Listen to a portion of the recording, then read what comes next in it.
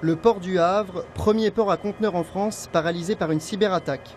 C'est le scénario imaginé ce matin par les professionnels du secteur maritime. Un système informatique complètement bloqué par un virus qui vous demande une rançon. Une situation qui s'est déjà produite l'année dernière dans le port de Rotterdam.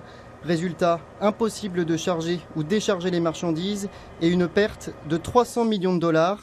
Le responsable des services d'information du port du Havre prend la menace très au sérieux.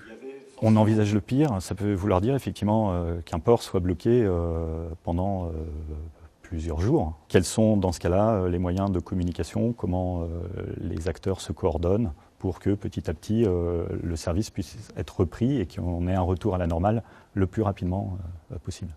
S'organiser et prévenir, c'est ce que préconise l'Agence nationale des systèmes de sécurité et d'information.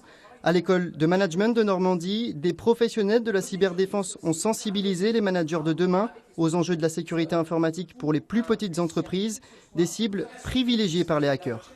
C'est elles qui sont attaquées en premier et qui, une fois collectées, si on met bout à bout toutes ces PME, ça concerne des millions de données qui sont volées, qui sont modifiées ou qui sont tout simplement des identités qui sont piratées. Les grandes entreprises ont plus de moyens, donc elles font plus attention. Les petites entreprises, les PME, n'ont pas forcément le temps, l'argent, l'énergie pour le faire. Des PME normandes sont régulièrement touchées par des piratages. Chaque jour, on dénombre 12 attaques contre des entreprises françaises, une hausse de 50% par rapport à l'année dernière.